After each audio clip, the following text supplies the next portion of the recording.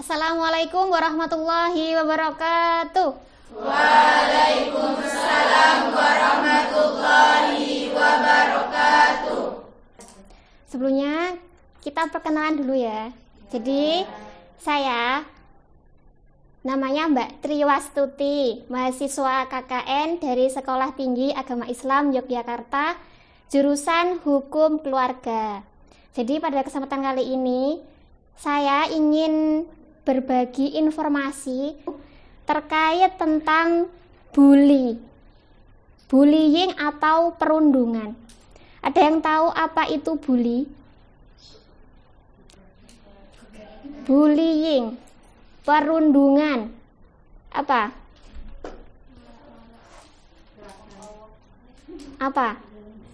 Ada yang pasti sering mendengar kan, aku sering dibully, atau mungkin ada kasus pembulian. Kira-kira apa? Jadi perundungan atau bullying itu perilaku tidak menyenangkan, baik secara verbal, fisik, ataupun sosial di dunia maya maupun di dunia nyata, yang membuat seseorang itu merasa tidak nyaman, membuat seseorang itu merasa tertekan, membuat seseorang itu merasa takut, sakit hati yang dilakukan oleh perorangan atau kelompok. Pernah nggak kalian dibully? Pernah. Contohnya gimana? Dibully seperti apa? Contohnya apa? Pendek. Bisa.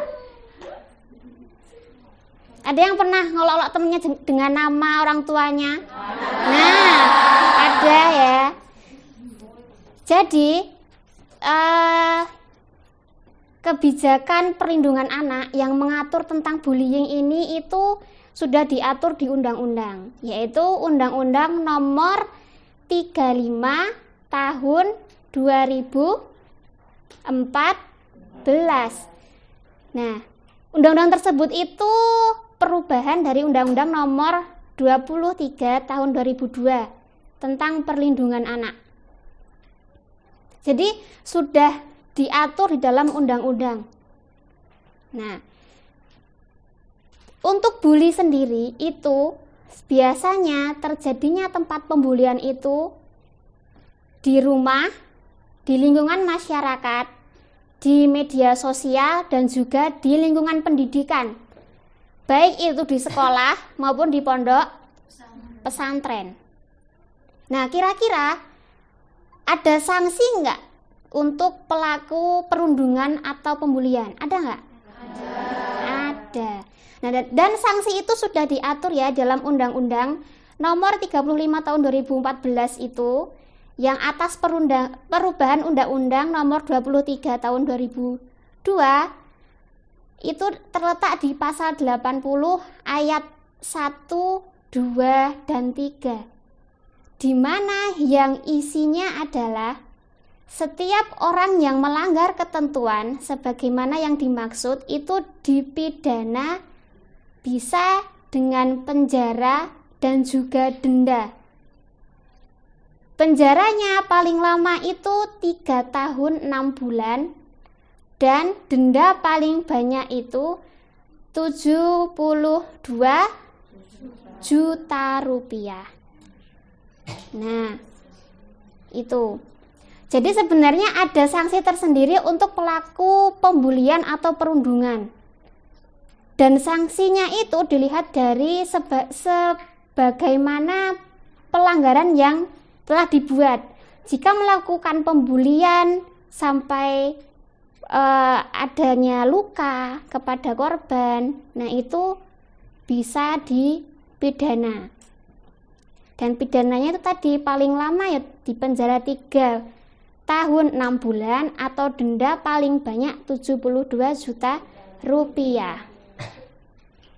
Nah, lantas apa aja sih jenis-jenis bullying itu? Ada yang tahu nggak? Jadi jenis bullying itu ada yang fisik, kemudian non fisik, cyber atau lewat media sosial, verbal dan juga non-verbal. Jadi kalau fisik itu ya misal mendorong, memukul hingga menimbulkan luka. Ya, menendang. Nah, itu termasuk pembulian atau perundungan secara fisik. Kalau yang non fisik itu ya mengancam, mempermalukan, merendahkan. Ya, terus yang kita bahas yang setelah saya sampaikan tadi yaitu memanggil orang tersebut dengan nama orang tuanya. Misal, Pak Ijo, misal seperti itu. Itu tidak boleh karena itu termasuk perundungan atau pembulian jenis non fisik. Nah, pembulian yang selanjutnya itu jenisnya adalah cyber, yaitu lewat media elektronik. Ya. Sering kan teman-teman misal buka TikTok, buka Instagram yang komen mungkin dasar gendut, dasar item, dasar tonggos dan lain-lain. Nah, itu termasuk juga pembulian, perundungan. Dan kalau ada yang tidak terima itu, maka itu bisa dilaporkan. Ya. Itu. Mau ada pembulian yang langsung dan tidak langsung ya. Kalau yang langsung ya itu tadi seperti menuju ke perbuatan menuju fisik itu yang langsung. Kalau yang nggak langsung ya dengan mengancam atau mungkin lewat media sosial itu tadi. Jadi itu yang termasuk jenis-jenis bully atau perundungan. Paham ya di sini ya tentang bully dan atau perundungan. Kemudian pihak yang terlibat dalam bully itu siapa aja? Kalau ada yang bully pasti ada yang dibully. Kalau ada yang dibully, ada yang membuli, pasti ada yang melihat atau saksi. Jadi ada 3 pihak dalam bullying ini. Ada pelaku, ada korban, dan juga ada saksi. Nah, dengan adanya bully, terutama bully di lingkungan sekolah atau di lingkungan pesantren, pasti ada ya pembulian di lingkungan pesantren. Nah, itu menimbulkan dampak yang sangat luar biasa, baik bagi saksi, bagi pelaku, maupun bagi korban. Tapi kali ini saya akan membahas tentang dampak bullying bagi korbannya saja. Kira-kira apa dampak bully terhadap korban itu? Ada yang tahu nggak? Bisa nyebutin satu aja. Apa? Trauma. Apa lagi? Takut. Apa lagi? Down. Bener ya, jadi dampak bullying terhadap korban itu ada yang namanya yang jelas kalau fisiknya yang diganggu berarti ya kesakitan. Enggak cuma kesakitan fisik, tapi kesakitan psikologis. Kemudian kepercayaan dirinya mulai turun dengan adanya pembulian tersebut. Misal ketika dibilang gendut, gemuk, pasti akan kepercayaan dirinya menurun, iya enggak? Nah, jadi kepercayaannya itu akan merosot.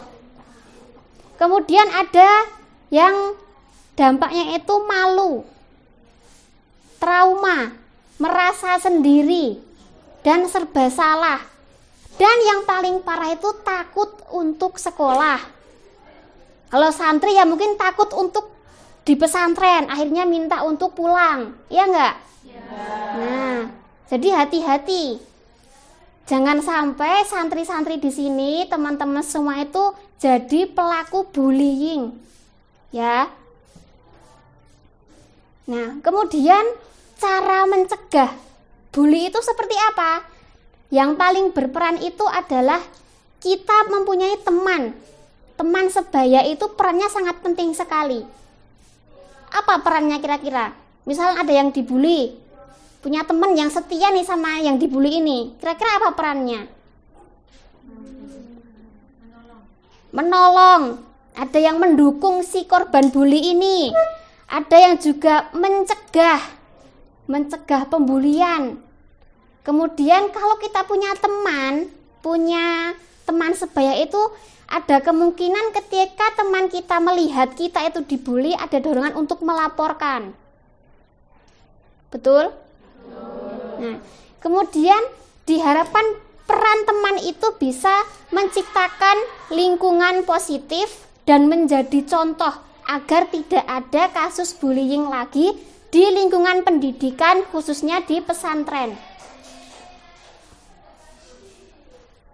Dan peran teman terakhir itu adalah mengedukasi teman yang lain tentang dampak dari pembulian ini, agar tidak ada lagi orang-orang yang melakukan pembulian. Gitu ya. Jadi kesimpulannya, peran teman itu dalam kasus bully itu sangat krusial, sangat penting.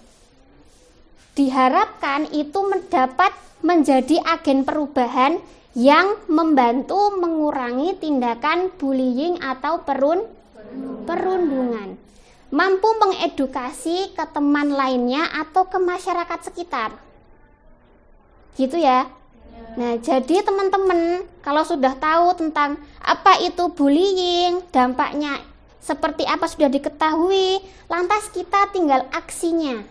Kita menyebarluaskan tentang dampak dari bully itu apa, dengan tujuan supaya bullying di lingkungan sekolah atau di lingkungan pesantren itu tidak ada lagi.